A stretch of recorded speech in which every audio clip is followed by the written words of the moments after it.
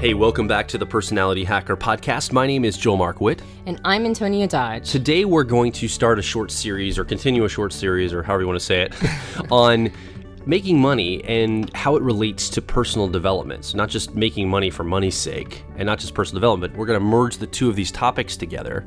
And Antonia is going to read a review we just got on our podcast to start us out. Right. Well, what's so serendipitous is that we've been talking about this concept of, and especially when you introduce the idea of making money as personal development, you get a lot of people going, whoa, what are you talking about? How could you increase your personal development through wealth generation? We usually say wealth generation, not just making money. You can make money in a lot of different seedy ways. We're talking about actually, generating real wealth. And it's such a fascinating topic to me. And then just serendipitously, we got this review on our podcast. I mean, the person made the review a couple days ago, but it just registered today. And I wanted to read it, even though it's not 100% flattering, but it's not unflattering either. It's sort of somewhere in the middle. This is what the person said. I've been listening to this podcast a lot lately, and I want to enjoy it. It is the best typology-centric podcast I have yet to find, and the hosts are knowledgeable and enthusiastic. For the most part, I enjoy the show and find it listenable, but I can't help but feel this podcast is just a vehicle to promote their products, which seem rather expensive, which isn't inherently bad, but is distasteful to me. The show feels superficial when they are buffered with, buy this to learn more, instead of delving into a topic and discussing it openly and wholeheartedly. I'm a longtime fan of podcasts as a medium for enthusiasts to indulge in long-form audio dialogues about subjects they are interested in. I am not a fan of people co-opting the medium to sell their wares. As for what they do provide, it is a rough overview of topics that are freely available elsewhere and advertisements for their own interpretations and explanations of existing models at extremely steep prices. I don't doubt their interest in typology or their interest in making their business successful, but I do doubt their intentions for this podcast. Maybe it's just me and I've grown to expect the depth of information and openness in the media I metabolize, but I'm sure they are doing great things for others. So effectively what I picked up from this review is that they dig the podcast. They dig what we're talking about. They like us as hosts, but they're not really happy about the idea that this could be a platform of advertisement, right? Or like basically direct advertisement for some of our products that we sell at Personality Hacker. And I'm guessing they're probably mostly talking about the 16 type overviews, because we do a weekly podcast where we just basically, talk about whatever is interesting to us at the time. And then on Thursdays, for the last few months, we've been releasing a podcast focusing on one of the 16 Myers-Briggs personality types. Right. And it's a riff. It's like intentionally a short little overview of the type. And then towards the end of it, we say we have premium content that dives deep into into the type itself. Now, it's really, when you enter this world of internet marketing and you enter this world of information products, there is definitely two different sides of this, of the coin on this one. In fact, you've been podcasting since 2006? 2006 was when I first started podcasting. And you went to a bunch of pod camps where you could tell that this was a passion project for people. And the idea of making money from podcasts was really icky to them. Yeah. I remember meeting, actually back in 2007, I met Chris Brogan, who was kind of he was one of the first guys that had really taken the idea of podcasting and had built some community around it. There were some other guys over in San Francisco, Leo Laporte and some of his friends over at the Pixel Corps over in San Francisco or Northern California. They were also doing some podcasting back in the mid-2000s. And this was a burgeoning thing back then. Like, there wasn't really a business model or any Adam Carolla didn't have his big following at that time. It wasn't a thing that a lot of people were into. It was really a nerdy, geeky type enterprise that most people were undertaking. It was definitely a passion project at the time. And it converged with the online blogger community. Yeah. And bloggers were pretty against that too. Well, what happened, I think this all came out of a hobbyist type. I hate to say the word hobbyist, because if you're a blogger or you're a podcaster, a fellow blogger, podcaster, don't think that's an indictment. It just came out of a love of doing it. An amateur, in the true sense of the word amateur, you love to do it. And I think there was this notion that we're all creating community, we're all sharing ideas, and there was a movement against any kind of monetization or making money around these new mediums that were coming online. When did advertising, like sponsorships and like bumper advertising, come on the scene? Well, obviously, anytime you can gather a big audience, smart people start saying, ooh, there's a way to make money from this. So it came on pretty quick. I remember being at conferences in the mid-2000s, 2007, Ad Tech in San Francisco in 2007, PodCamp and New Media Expo in 2007 in Southern California, where I spoke about what we were doing. At the time, I was working at the zoo, and we were creating a lot of video podcasts, the Maryland Zoo in Baltimore. So there was a lot of this stuff happening at the time, and I think that advertising came on very quickly. As soon as they saw that audience, as soon as companies saw that audiences were gathering, instantly advertisers and people that wanted to capitalize on those audiences came about rather quickly. And there was this pushback. In fact, Chris Brogan, I mentioned him, he created something, he and a couple other bloggers created a membership platform called the Third Tribe at the time, because they said there are these people that are free-form, amateur blogger, podcaster, new media creators that are just doing it for the love of it, and they almost abhor making money because they see the other guys on the other end that are crass and just using it as a way to bludgeon people and say, buy our stuff, buy our stuff, buy our stuff. And so they created this membership site at the time where it's trying to take those two worlds and put them together to say it's not terrible if you make money at podcasting and new media, but you don't want to do it in a smarmy, yucky, icky way. So let's create this third entity group of people that kind of like the idea of using it as a business, but also doing it with ethics. And so they kind of bridged this gap at the time. And I remember being part of that community for a while. People like Laura Roeder, I don't know if you know who she is, but people like Laura Roeder, Chris Brogan, Darren, I can't remember his name, he's a blogger out of, I think, Australia or something. They were all part of this community trying to bridge the gap between these two worlds. Because it was the hacky sack playing kumbaya crowd, I'll call them. That's not an indictment again, but that's just kind of how I see it. Like, like a very free form, like, hey, we just love talking about this stuff. And then you had like the people, the corporations that wanted to like capitalize on it. And I think there was a space for the middle ground there. Yeah. And I don't know how we got on all this podcasting stuff, but this is interesting to review my history of podcasting as we talk. It is. And so when I listen to a couple different podcasts myself, sure. And I've noticed that sponsorships and bumper advertising and that sort of thing is not uncommon. It's not universal. It is commonplace, though. When you get a big enough audience and the opportunity is there, I think most of the podcasts that I listen to, or some of them that have a big enough, like you said, audience, they usually do one of those two things. Yeah. And smart podcasters are tying those types of advertisements to the audience that it would benefit them. Right. And someday if we ever would go down the road of advertising, we would also want to make sure that it's in alignment with our values and the audience that we attract. Right. It would be relevant. Exactly. And like you said, ethical.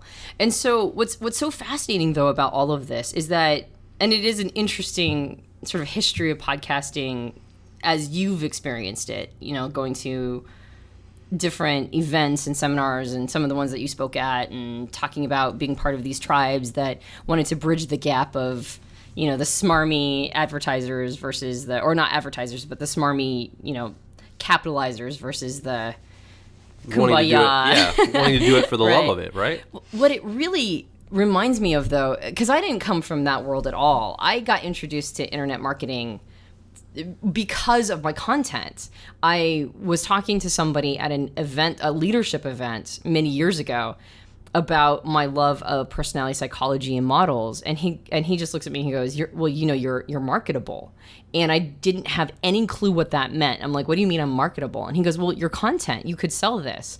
And that was the beginning of my story. And what's so interesting is that in retrospect, somebody going, well, you're marketable. What really it meant at the time was you could make a living doing this. Like you could quit your day job. Like you wouldn't have to continue working in a job that because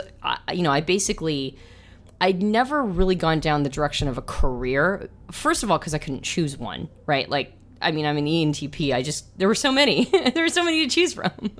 My original, background, what I went to school for was radiology, which petered out almost instantly because I knew that was not the life for me.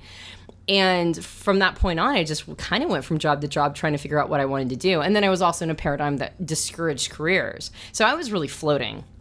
And then when it was clear that I could actually make a viable business around doing something I loved, that was really intriguing to me. So I went down that road. And then pretty soon I got caught up in a crowd that was not talking about making an online business, not just like a lifestyle business, but really pursuing your mission, right? Like marrying all these different things. I heard the phrase for-profit charities was introduced, which I thought was really interesting. And there was just concept of merging all these different philosophies about money together, philosophies about business.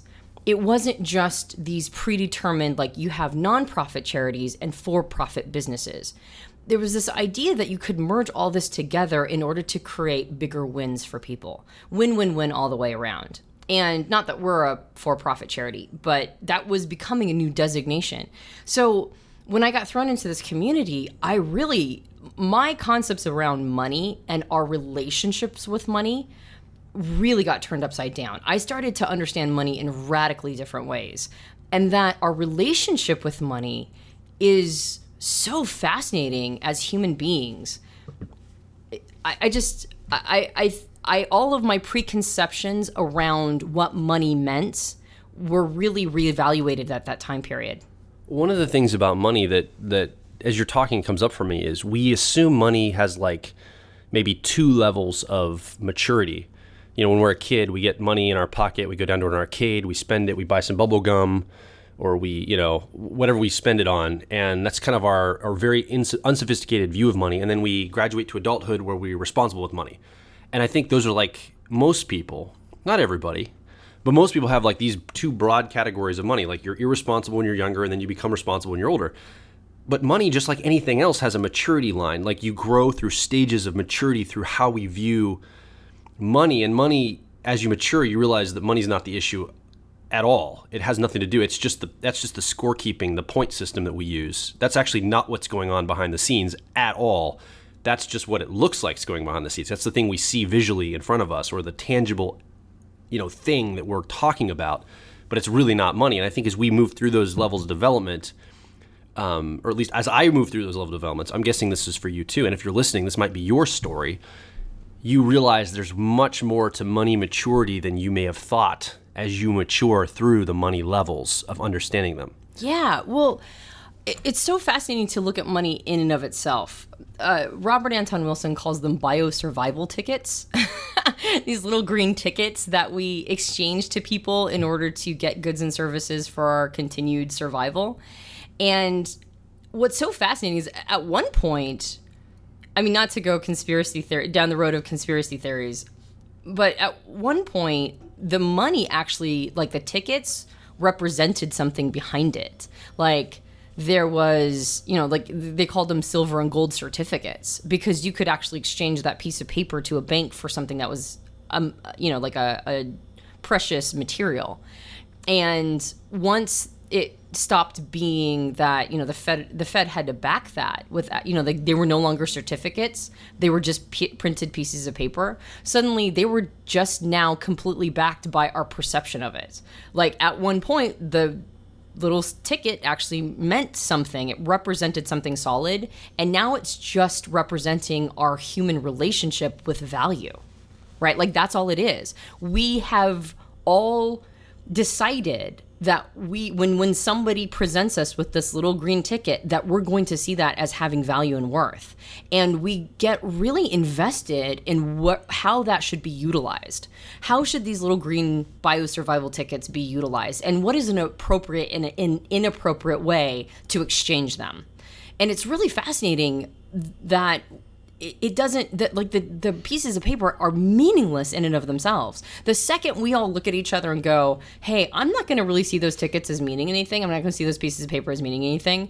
If everybody else goes, yeah, me neither, that's it. It's over, right? Like the monetary system collapses. Oh, yeah. It is completely built on the infrastructure of our psychology, completely. Oh, yeah. And if you want a really clear representation of this, we have friends that live in Gettysburg, Pennsylvania, which is one of the biggest battles during the Civil War here in the United States, where we were fighting each other here in the United States in the 1860s. And the southern United States created a currency, the Confederacy currency, that was used to buy and sell goods. It was paper money they were using during the Civil War time period to buy and sell goods. And the moment the South surrendered to the North, these pieces of paper that had been used for years became irrelevant. You can buy actual pieces of paper, $100 bills for just a few dollars now. They're almost like souvenirs. They have no actual value, but at one time they did, because everybody in that culture bought into the idea that this little piece of paper has value. So it was this group agreement among everybody that, hey, yeah, this all has value. And then the moment that the war was over, like the day the war was over, all these pieces of paper were completely meaningless. Yeah, so it basically was what I just said. I know, I'm saying, but exactly. What I'm saying is it's like a visceral experience of that. If you want to go and see this for yourself, to like feel it, this is something you could do. Which is why I'm so glad you brought it up, because it's such I was trying to think of an example of it happening, and I couldn't. And you brought up the Civil War, which is a perfect example of everybody going, yeah, I'm just going to not see that as value. Yep, me neither. Okay, it's over. Right? An entire economy or system of currency collapses. The other thing that you can take this to also is a lot of people say, well, that all came about because we used to have all of our money. Somebody might say now, our money, like you mentioned earlier, is backed by gold or silver, right? Like you turn a dollar bill in for silver and you'd get a piece of silver. And so now you have real value backing that money.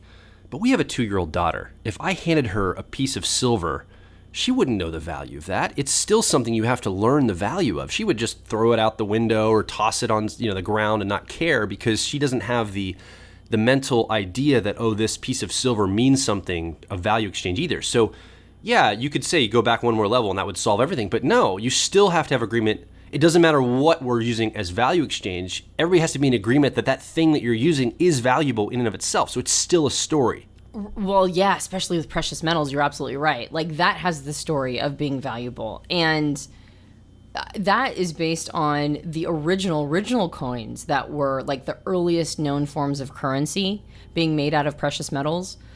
Because they had so many, it was basically the Middle East. They had so many markets where all these different people would be coming in and out, exchanging, bartering, wheat for sheep for, whatever. And eventually it just became so complicated to do accounting systems around it. They standardize it by creating little pieces of gold, right? Or little pieces of mesh. I don't even think it was gold at the time. I'm trying to remember what the original currency was in. It was some other bronze or something. I can't remember. But they were just little pieces of coin that were an attempt to make accounting simpler when you were in a massive bartering system with these huge markets, where everybody from all these different parts of the world were coming in to barter. And so really, if you just go back further and further and further, it ultimately is just us making unspoken social contracts with each other about what value is, fundamentally. And what's great about figuring that out, it can be a little disconcerting, right? To go back far enough to go, oh, okay, so our entire economy is based on something that's just a concept, right? But what's funny is that almost everything is, right? Sure. Like every institution is basically, us just kind of like nodding and nudging and winking at each other like, yeah, we're all going to buy into this, right? So it can be disconcerting, and figuring that out can be disconcerting too. And yet at the same time, it also is massively empowering, because it basically means I can alter my relationship with money. I can completely change how I see money and what I want to see it as, and I have full control over that. I can actually alter my relationship with money and my reality with money, right? Like how money is manifested in my life. I can alter that simply by seeing money as different. So what's funny, to go back to the podcast thing, is you and I were talking about it after we read this review. We were wondering, and I don't know the person who wrote the review. I don't know what the situation that they're in. And I completely, like that makes sense to that person. And I can completely sympathize with seeing the world in that way, completely and utterly. We were talking about whether or not somebody who felt that way, not maybe this person, but somebody like them, if it would be just as distasteful if we had bumper advertising. Because instead of having bumper advertising at this point, what we do instead is we say, hey, we've got products that you can go check out more, which is very targeted to our audience, right? It's a very direct transaction. It's like, hey, so we don't have advertising for a third party. if you like what we say and you want to hear more, here is, an opportunity to do so. And they might not like how our products are priced, and we've priced them that way for, specific reasons. We've done a lot of research around it, and we've, had a lot of training in internet marketing, and that seems to be what makes sense to us at the time. And honestly, we're not married to anything. We've talked about it before. We're like, hey, so, let's talk about pricing. And some people are like, oh, they're way underpriced. You should charge $1,000 for owner's manual. I actually remember arguing with somebody where they're like, you should be charging 3 times as much. And I'm like, yeah, I don't want to charge 3 times as much. I think that's about the price that feels right to me. And other people are like, oh, these are massively overpriced. And it really probably has to do with where the person is at themselves in the span of, their own resource and, how they put value on things. And the one other thing that I just want to mention is that we try never to sell information. We believe information is free. We try to sell advice. Like all of our programs, and there probably is an onus on us. In fact, as I'm talking about it on this podcast, I'm thinking this is something I should handle on the website. We need to make it clearer that the content we sell is not information. It's advice specifically. It's not, seriously, Myers-Briggs information is everywhere. Like if you go out into the internet, it feels like to me, maybe just because I'm in this world, that you can't step without, stepping in it. Like it's all over your shoe now. Myers-Briggs information. So it's not like information is not freely available. Specifically what we quote unquote sell is advice, right? Like what to do with this now, how to apply it in your life, how to have it help you become a better human being. Well, and I also just want to make the point that we're not just about Myers-Briggs. It's very easy to say personality hacker and think that all we talk about is just personality typology in general, but we just believe that personality is the fundamental starting point for personal growth. And what our company and what we talk about is about personal growth, personal development, in growing yourself as a person. And we just happen to think this is one of the best tools to start with. Yeah, well, and also we're at a starting point for our company. Like we continually make more and more content. I would actually say the podcast and all the different subjects that we touch on in the podcast is a better representation of where we're going than anything else. We love models. And so we want to talk about a lot of different models of development. It just happens to be that, the Genius system, which is built on Myers-Briggs, is one of our starting points. Really what it comes down to is how do I see value? What's my relationship with money? How do I evaluate other people's content or their service or their material product? And is my relationship with money a sign of me being really developed, or is it a sign of me just at a certain level of development, right? And I maybe saying is it a sign of me being really developed is kind of a disingenuous way of saying it. Maybe a more accurate way of saying it is my relationship with money, where does it say that I'm at in the stream of my personal development, right? Like because our relationship with money changes as we go through higher and higher levels of development for ourselves as individuals.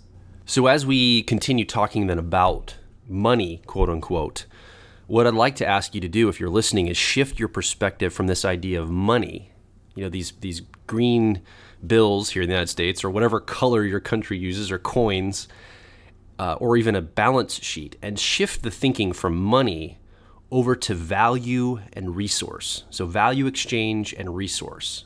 There's value that's created, there's resource exchanged for it, and value is exchanged back and forth, and often that value exchange happens at a money level.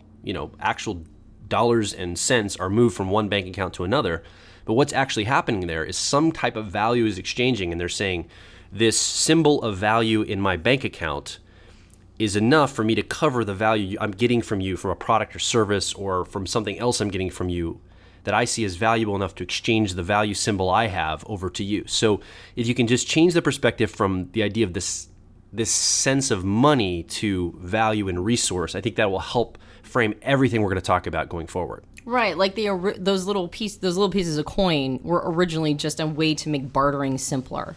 And so what is bartering? Bartering is my resource for your resource. And this is just the middleman. It was a symbology of resource, basically. Right. So it's really about seeing it as an easy way of, generating a barter system. And what's fascinating to me, I think, also about all this is how we get hired, like by jobs, right? Like that's the big deal right now. Is a lot of people are out of work; they don't have jobs, and what do we get for our jobs? Well, we get money, right? Like that's the point, money in order to live. And so, what's fascinating is that what we're bartering in those contexts, right, per hour, is our life. Right? We barter our life for that money. And the reason why is because that money allows us to get resources to continue living. So instead of actually like chopping the wood, instead we go to a desk job and we, take customer service calls, or we write emails, or whatever it is that we do at our job, and they give us money and we go take that money and buy wood with it, right? To have a fire in our fireplace. So, instead of actually going out there and gleaning wheat from the field, we sit at a desk, or we drive a forklift, or whatever it is that we do, and they give us money, and then we go buy, we buy bread, which has already been produced wheat, right? So really what we're doing is we're exchanging chunks of our life so that we don't have to do all these other things. And we have I think that what that does is it makes it so we have such an indirect relationship with bartering. We only get the money, and so we see like we don't even actually physically carry money very much anymore. It's like gotten to a point of being so divorced from the process that it's just numbers in a bank account, right? Like it's not even so much physical biosurvival tickets anymore as it is ones and zeros on a computer screen. We check our bank app on our phone to see how much money we have. And so we have this really divorced relationship with the ultimate end game of the resource we end up trading for, this money. So it's no wonder that we don't really know how we don't have a direct link with how we feel about money, because there's all these different components in the system of the emergent of how we feel about money. And yet, as divorced as we are from this concept of the symbology of value, which we've said is money may be one of the most emotional things that we allow to impact our lives as humans. And I think it goes back to what you just said. We literally trade hours of our life, days of our life, weeks and months of our life, our very essence of living. Like, you don't get this back. Those 8 hours you spent at that desk, that is gone forever. You never get that back. And you've traded that for a set amount of symbology of value.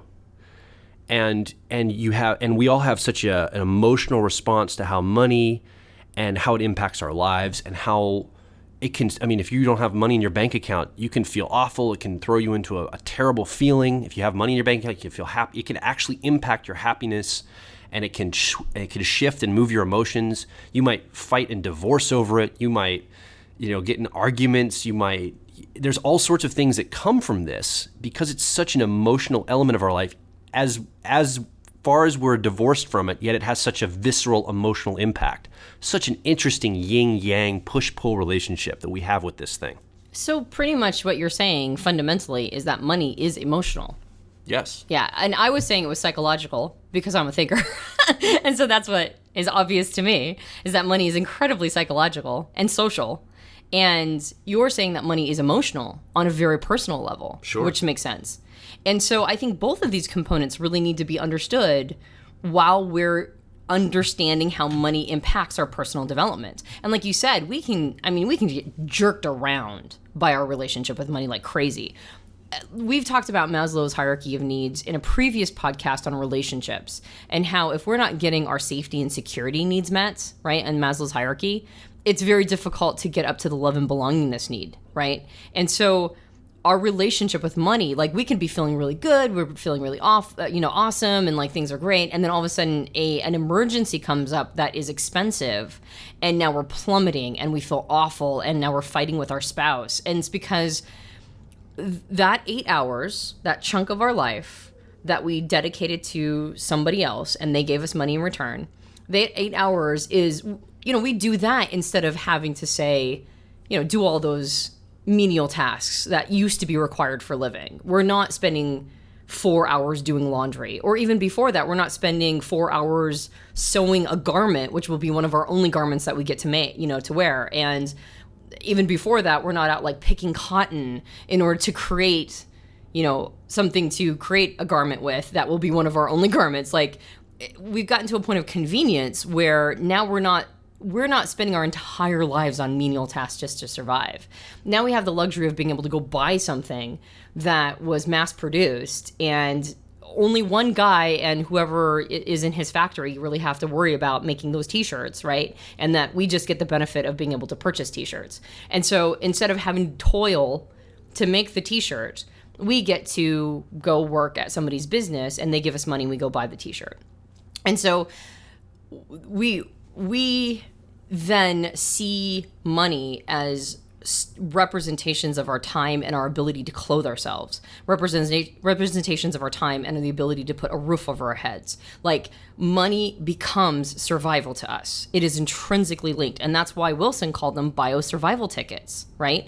They are little pieces of paper, or at this point, numbers on our phone app, right? Our bank phone app, that allow us to continue living. So it's so emotional. We're so emotionally intertwined with the concept of money because it is really about our basic survival.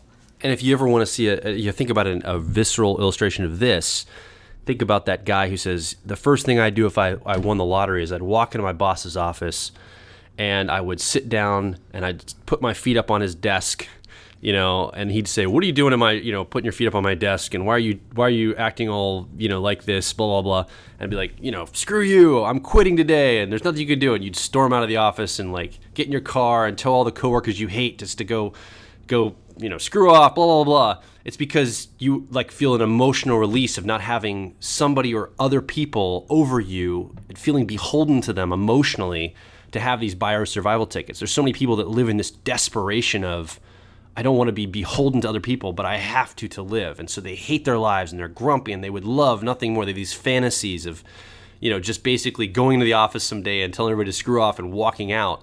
And you can see this play out. There's movies made about it. And this is something that people dream about because they feel like they've just got to take the hit, put up with stuff they hate because somebody's holding this survival ticket over their head. And man, that feels horrible. Yeah, exactly. So when you look at your relationship with money, you can oftentimes track what level of development you're at based on that relationship with money. Because our relationship with money really does change as we grow. It really does. We did a podcast. Hopefully it grows as we grow. Well, it does. Well, I mean, if you look at models like the Graves model. Yes. And I'm not just talking about... When I say levels of development, I'm not just talking about becoming a more mature person, like going from the angsty teenager to the responsible bank worker. Yeah, your relationship with money is going to change there. And also that's about maturing. I'm talking specifically about your level of development, like in the Graves model. And we did an entire podcast on the Graves model. I highly recommend checking it out if you haven't already. I think it's just called the Graves Model Podcast. And we discussed the 3 levels that the majority of people, at least in Western cultures, are in developed countries. Not Western necessarily, but developed countries. The majority of people are in either Graves 4, 5, or 6. All right, that's the majority of people. And one of the ways that I can tell what level of development a person is in the Graves model is I ask them about their relationship with money. For Graves level 4, which is very institutional, it's very truth versus truth, my right, not yours. The relationship with money, because it developed around agricultural societies, which are seasonal and are based on, we get all this resource, we put it in silos. That's what's going to help us survive through the winter, but there's only so much in those silos, so we have to be very conservative with it. And then when spring comes, we plant, and then summer it grows, and then we harvest in the fall, and then we put them back in silos through the winter. And so the concept of time for Graves 4s is very seasonal, and the relationship with resource is very scarce. It's very conservative, right? We only have so much to get us through the winter. So what's interesting is that, that's the etymology of it, but every person that I know that's Graves 4 has scarcity mentality. There's not enough to go around. There's only so much money. Maybe there's wealthy people out there. I'm not really sure how they got it.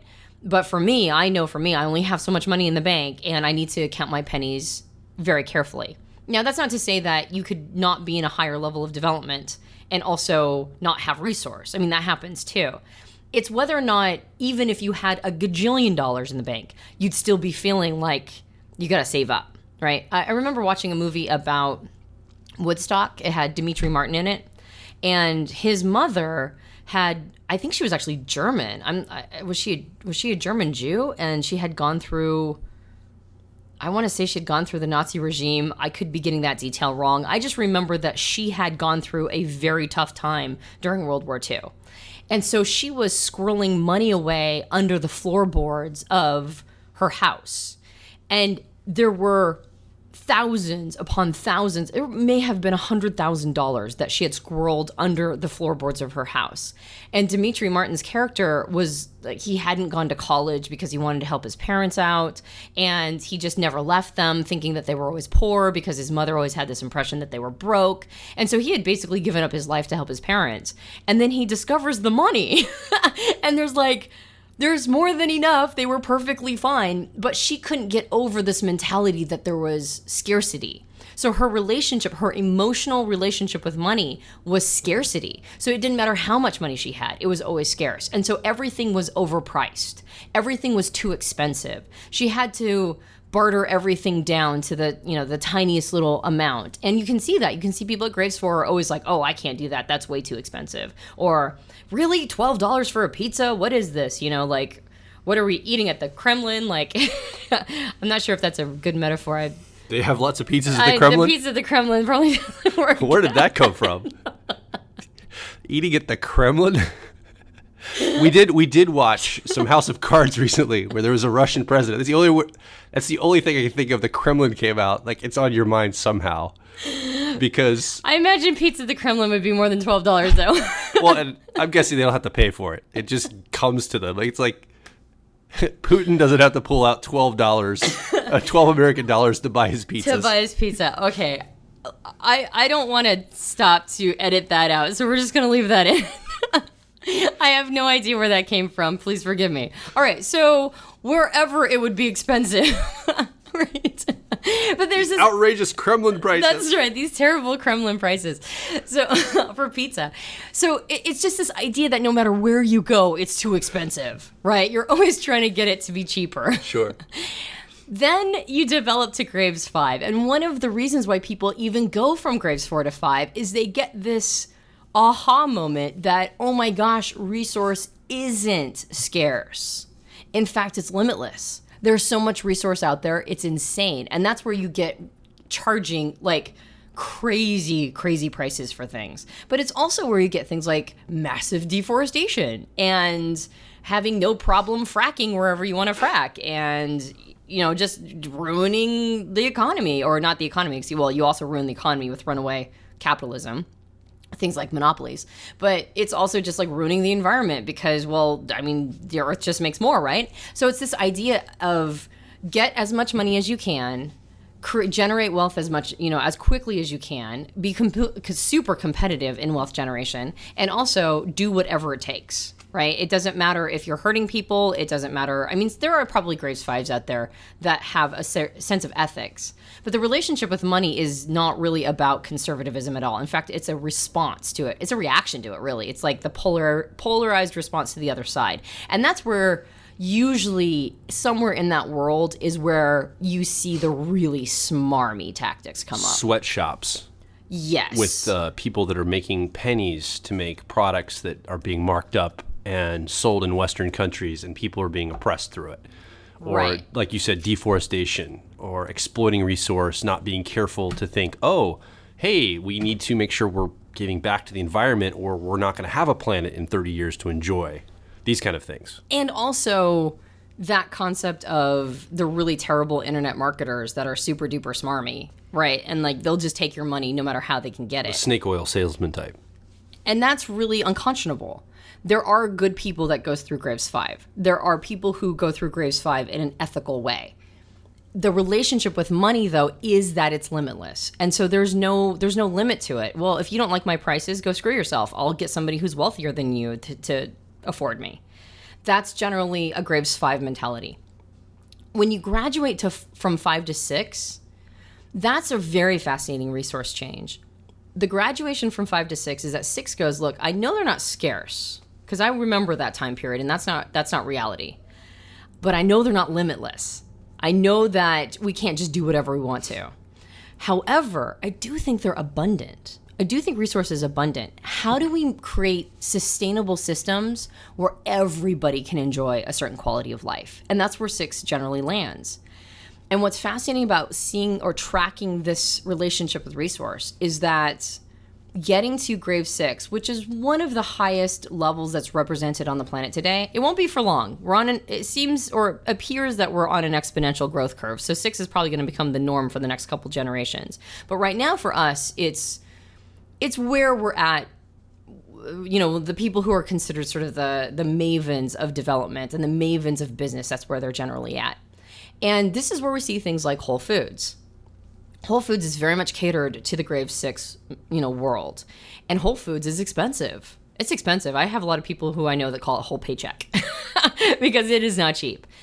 And yet, at the same time, it's not ridiculous, right? Like, not really. What you're getting, we're so calibrated to Walmart prices that when I pick up a shirt that's $2.99, I just, see the faces of the children who made this shirt. And I'm like, $2.99 just seems unreasonably inexpensive. The only way this could have been made is, on the backs of the labor of small children in other countries that are probably sleeping in cots underneath their machine, their sewing machine. So we get calibrated to these ridiculously cheap prices, and that's not good either, right? That's Graves 5 selling to 4s, basically. And when we look at Graves 6, we go, oh man, that's so expensive. What we don't think is that Graves 6 is also very focused on trying to create systems where everybody can have a good quality, high quality of life, including those Graves 4s that feel like everything is scarce. So when you hit Graves 6, your relationship with money becomes very much about value exchange. It becomes very much about making sure that you are truly giving back to other people in high value ways where they can now gain tools and do the same thing themselves. What's interesting about this model is going 4, 5, and 6, looking at the different levels of resources and your relationship with resource, is going, in order to get to 6, you got to get through 5. And that's generally where we talk about making money or even generating wealth as personal development, because our personal development can be tracked to some extent on our relationship with money. Now, when we talk about Graves 5, obviously there are other ways to go through Graves 5 besides resource and financial development. Sometimes it might be academic achievement. It might be, Olympic athletes. And oftentimes this brings wealth, but oftentimes it can be other types of achievement because it really is more about achievement than just making money. However, 9 times out of 10, achievement, especially in Western culture right now, is defined by the resource you can manifest or develop through your efforts. So starting a business, building a career, and really getting to the pinnacle of that career. I think of people like John Lasseter, who's in charge of Pixar and Disney Animation. I would consider him to be fully immersed in Graves 5. He may not own his own business and be a billionaire, but he's developed a career to the point where he's making a lot of resource, a lot of money, and he's in charge of a lot of things. So he's very successful. And people like him I could see moving into a Graves 6 experience. So it doesn't necessarily have to be your own business. It doesn't have to be about just making money. It could be about achievement or making your mark in the world in an achieved fashion in some way. So I just want to make sure that's clear as well. However, there's a lot you can learn, and we referenced this last podcast. There's a lot you can learn from developing the skills to generate resource on your own. And one of the things is just the survival nature of it. If you know that you could be dropped in the middle of any city on the planet, and if you understand how value exchange works and how value is created, because we're not just talking about money, we're talking about creating value, there is always room for people on this planet that can create value for others. Like, that is a fundamental need of humans, and that is where really value creation shines in Graves 5. If you know how to create value, that sets you apart from other people in order that you can then basically manifest almost anything you want, because value is needed for all places, right? Like, we all need value created for us, and it looks very different depending on the circumstance.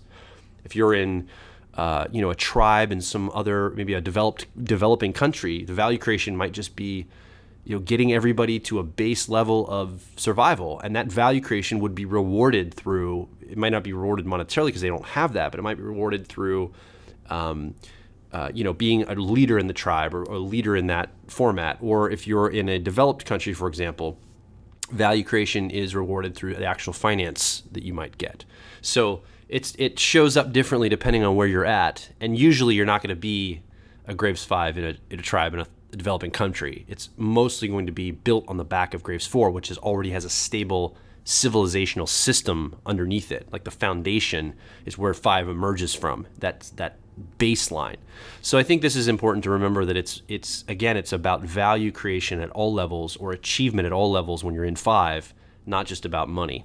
Yeah. And I think just to kind of wrap all this up, really going back to that original review, one thing I'm realizing as we're talking is that the thing that we fell down on is that we weren't transparent enough. Like, I feel like we could probably, at Personality Hacker, be more transparent on our website about what our fundamental goals are to let people know that we're very mission-oriented. This is very much about personal development to us. This is very much about making sure that people get the tools that they need in order to become the best versions of themselves. Because for us, fundamentally, it's about happiness, or what Wilson calls hilaritas, right? Hilaritas, which is the root word for hilarity. It's about cheerfulness. It's about happiness and raising sort of that vibration of the entire planet up so that everybody can benefit from being in a good place. And those of us that are Westerners, or maybe not even Westerners, those of us that are in developed countries, we have a lot of opportunity to help the world out on a global level. We can't do it if we're hyper-focused on needs that are going unmet in us. So generating wealth, one of the great things that generating wealth does is it allows us to stop being so myopic and focusing on us and the money that we need to generate just to get through the next day. It gives us an opportunity to go, okay, I got that piece handled. What are some of the major challenges in the world that I can be focused on? What are some of the big things in the world that I can start turning my attention to and seeing if I can't help out the world on a bigger scale? So one of the things that demonizing making money does is it keeps us in a perpetual cycle. It puts us in a perpetual cycle of meism, right? Like every single day I have to struggle to make money just to get my basic needs met. So I can't really think about anybody else. I got to start at home. What if you were able to set up a system that wealth generation, or even just the basic necessities of life, could be handled? So you didn't have to think about that every day. What if that mental real estate could be opened up to now focusing on other people and some of the global challenges, maybe even the local challenges you face, right? They don't even have to be global. They could just be local, but beyond your own day-to-day experience. So one of the major things to think about as you're asking yourself, what is my relationship with money? Is my relationship with money so that money has become, to some extent, a taskmaster for me? It's a day-to-day slave driver where I can't do anything but honor it. Can we get to a point where we can create a system that doesn't have to be your own business, it could be working for somebody else, and joining a system where they've got it set up where you don't just have to be thinking about your day-to-day money-making experience. But how can you make a system where now it's not just about you? Now it's about a bigger picture and being able to actually contribute. That's excellent, by the way. I almost want to just close the podcast out with that because that was a great potential ending, but I'm not going to because I'm going to keep saying I won't. You said that we're not being transparent. Well, you didn't say we're not being transparent enough. You said one of the potential things is maybe the transparency isn't there, and that could be one of the reasons for this confusion, or one of the reasons for this review is you're giving, basically how I read the review you read earlier is, oh, wow, you guys are giving so much value. Like, I feel so valued. I love this podcast, so much value. And it sounds like you're asking for some value back. That's almost what it sounds like. It sounds like you guys are using this maybe as a marketing tool for your business to get value back for your business. And so I would say maybe we haven't been as transparent as that. Absolutely. I mean, that we are giving a ton of value. One of our core values is if you don't have the money to invest in some of the premium products we have, we're going to continue to give value. We write free articles. We record this podcast every week. We put out videos. We try to answer. Right now, we're at the place where it's starting to get to be a little bit of attention, but we try to answer emails that are very long. Yeah. I mean, paragraph after paragraph. We try to take the time to answer people personally and respond to comments. It's starting to become overwhelming, almost just the two of us. Unsustainable. It's going to come to the point where it's going to be unsustainable, but we are trying to give as much value back. And the transparency piece is absolutely want you to invest in premium products. We wouldn't make them if we didn't believe in them. If we didn't think they were good and you would benefit from them, why would we waste our time putting them out there? I guess there are companies and people that do that just to make a quick buck. I believe, though, that we are demonstrating that we're not about just trying to make a quick buck and then our company disappears. Like my goal, and I think your goal also, we've talked about this, I know your goal is to create a business, and not just a business, but a movement and a community of people that will move forward the world. And in order to do that, there has to be a financial component. If Antonia and I had to go work, cubicle day jobs every day and then come home in the evening and try to make this happen, we could do that for a little bit and we'd have a small impact, but what more impact could we have if this is what we did full time? And so I'll say this, go buy our stuff. Like, I'll be as transparent as possible here. And I don't say that with any apology. And I wouldn't put it out there. We wouldn't make this stuff if we didn't have this conviction behind it. Go buy our stuff because it's great premium content. If you don't have the money right now, that's okay. Don't buy our stuff if you don't have the money. Stuff. Be a part of the free content that we put out, all the value that we're trying to put out in the world right now. And someday maybe you'll have the resource or not. That's okay. That's okay. Like, we can still be friends and you can still benefit from all the stuff that we put out. And we still benefit from having you part of the community. You don't have to purchase anything to be part of a community. It's this idea that, we are running a business, and to some degree, all of the value we put out is somewhat of a marketing of our brand. It's just, that's the nature of it. Yeah. So, that he's right. It is a little bit of a promotional thing. Or she, he or she, the person that wrote this. It is a little bit of a promotional thing, and there's really no apology around that. There's an apology to explain it, but there's no apology like, I'm sorry for that. Well, I think what I meant by transparent is the whole, are we selling information or are we selling advice? Are we just Correct. trying to make money for our business, or are we really trying to create a movement? And are we perfectly okay? I actually got another email recently where we have we have an email that goes out to remind people of their assessment results. And the assessment results are simultaneously on a page that encourages people to purchase the premium content. And the person was like, well, I'm sorry that I'm not a viable, way for you to make money. And I'm like, I don't care. I was like, I immediately looked at his personality type and I said, hey, did you see the podcast that we did on your personality type? This is totally free content. I would love for you to be able to benefit from this. I don't care. What we're doing is we're letting the universe take care of us.